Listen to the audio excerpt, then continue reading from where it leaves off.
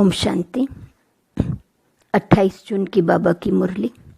मीठे बच्चे, अंतर्मुखी बनो अर्थात चुप रहो, मुख से कुछ भी बोलो नहीं, हर कार्य शांति से करो, कभी भी अशांति नहीं फैलाओ। प्रश्न: तुम बच्चों को कंगाल बनाने वाला सबसे बड़ा दुश्मन कौन है? उत्तर: क्रोध। कहा जाता है जहाँ क्रोध है वहाँ पानी के मटके भी सूख जाते हैं। भारत का मटका जो हीरे जवाहरों से भरा हुआ था वह इस भूत के कारण खाली हो गया है। इन भूतों ने ही तुमको कंगाल बनाया है। क्रोधी मनुष्य खुद भी तपता है, दूसरों को भी तपाता है। इसलिए अब इस भूत को अंतर्मुखी बन निकालो। ओम शांति। बाप बच्चों को समझाते हैं, मीठे बच्चे अंतर्मुखी बनो। अंतर्मुखता अर्थात कुछ भी बोलो नहीं, अपने को आत्मा समझ बाप को याद करो। यह बाप बैठ शिक्षा देते हैं बच्चों को, और कुछ भी बोलने का इसमें है नहीं, सिर्फ समझानी दी जाती है। गृहस्थ व्यवहार में ऐसे रहना है। यह है मन मना भव, मुझे याद करो। यह है पहली मुख्य पॉइंट। तुम बच्चों को घर में क्रोध भी नहीं करना चाहिए। क्रोध ऐसा है जो पानी का मटका भी सुखा दे। क्रोधी मनुष्य अशांति फैलाता है। इसलिए गृहस्थ व्यवहार में रहते शांति में रहना है। भोजन खाकर अपने धंधे अथवा ऑफिस आदि में चले जाना, वहाँ भी साइलेंस में रहना अच्छा है। सब कहते हैं हमको शांति चाहिए। यह तो बच्चों को बताया है। शांति का सागर एक ही बाप है। बाप ही डायरेक्शन देते हैं, मुझे याद करो। इसमें बोलना कुछ भी नहीं है, अंतर्मुख रहना है। ऑफिस आदि में अपना काम भी करना है, तो इसमें जास्ती बोलना नहीं होता, बिल्कुल मीठा बनना है। कोई को दुख नहीं देना चाहिए। लड़ाई आदि करना, यह सब क्रोध है। सबसे बड़ा दुश्मन है काम। फिर दूसरा नंबर है क्रोध। एक दूसरे को दुख पहुंचाते हैं। क्रोध से कितनी लड़ाई हो जाती है।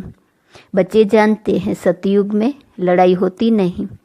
यह है रावण पने की निशानी। क्रोध वाले को भी आसुरी संप्रदाय कहा जाता है। भूत की प्रवेशता है ना, इसमें बोलना कुछ भी नहीं है, क्योंकि उन मनुष्यों को तो ज्ञान है नहीं, वह तो क्रोध करेंगे।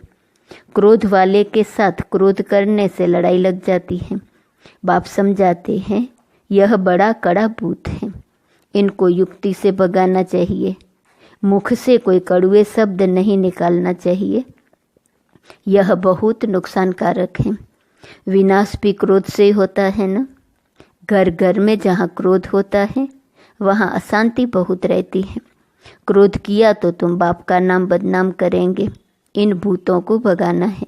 एक बार भगाया तो फिर आधा कल्प के लिए यह भूत होंगे ही नहीं। ये 5 विकार अभी फुल फोर्स में है।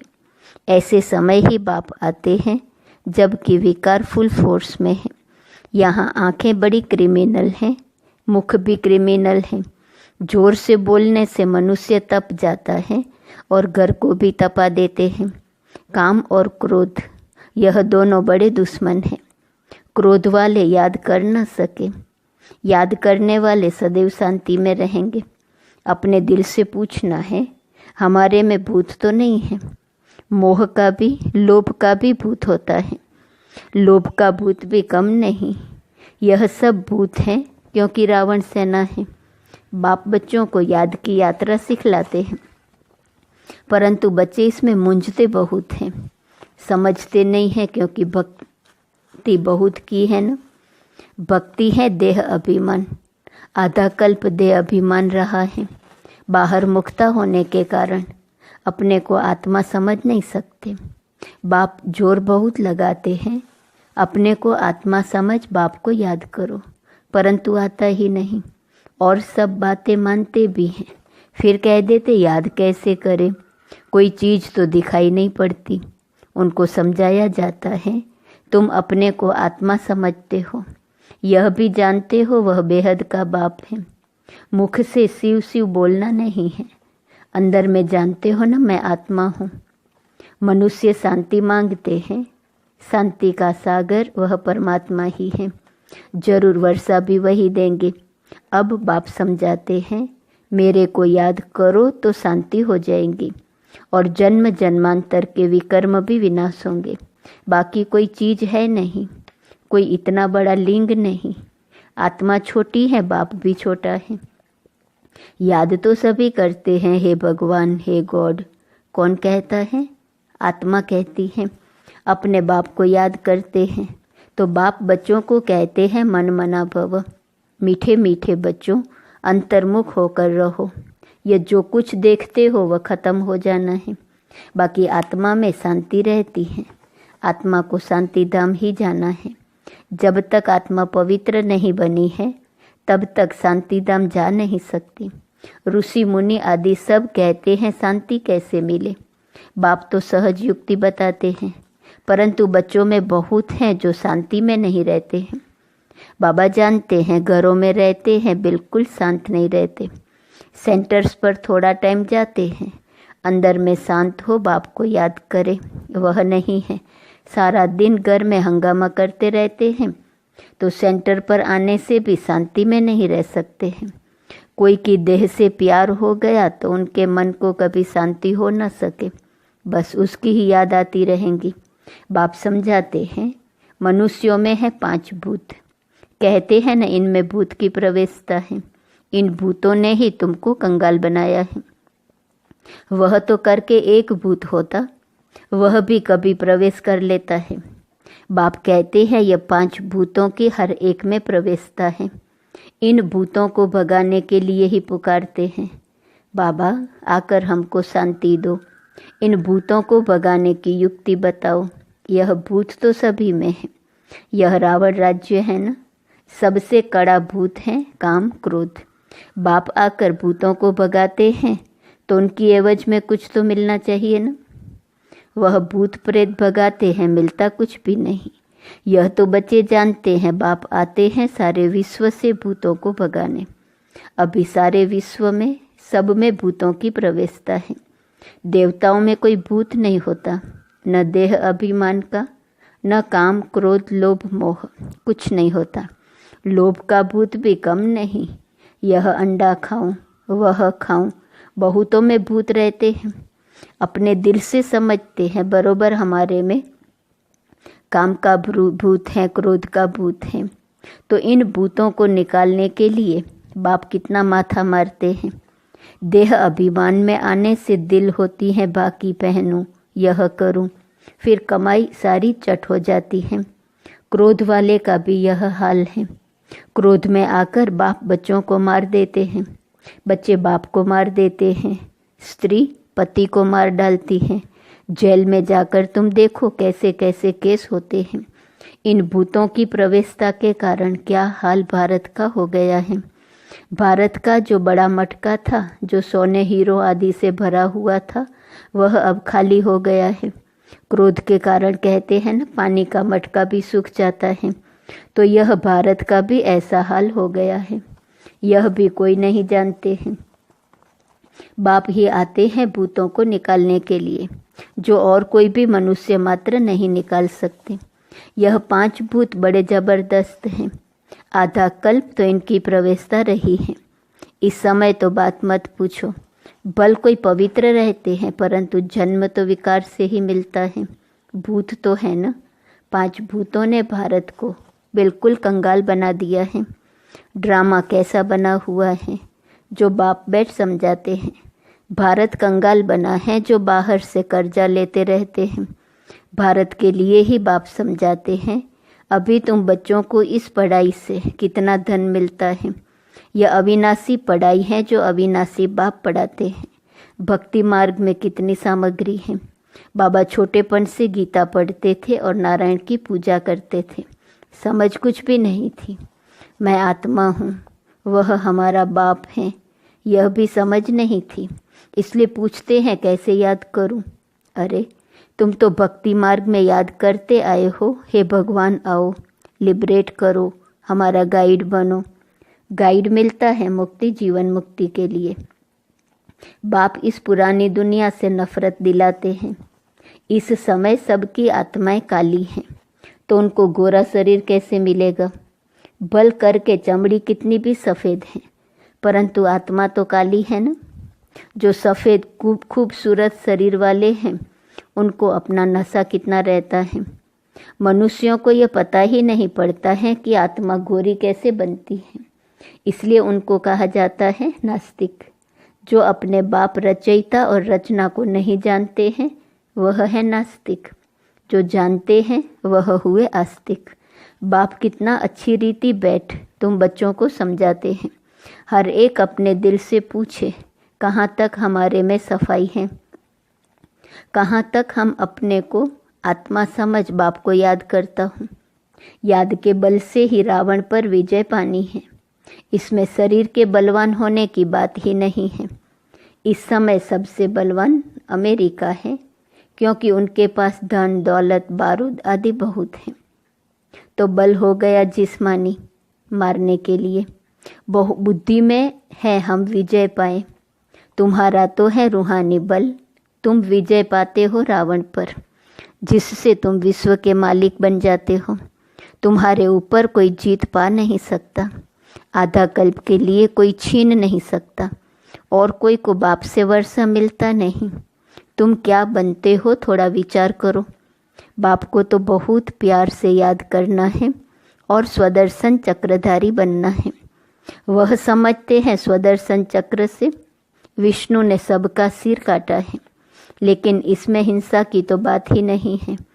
तो मीठे मीठे बच्चों को बाप कहते हैं, मीठे बच्चे तुम क्या थे, अब अपनी हालत तो देखो। भल तुम कितनी भी भक्ति आदि करते थे, परंतु भूत निकाल नहीं सके। अभी अंतर्मुख होकर देखो, हमारे में कोई भूत तो नहीं है। कोई से दिल लगाई बाकी पहनी तो समझो चट खाते में गया। उनका तो मुंह देखना भी अच्छा नहीं लगता। वह तो जैसे अछूत हैं, स्वच्छ नहीं है। अंदर में दिल खाती हैं, बरोबर मैं अछूत हूँ। बाप कहते हैं देह सहित सब कुछ भूलो, अपने को आत्मा समझो। यह अवस्था रखने से ही तुम देवता बनेंगे।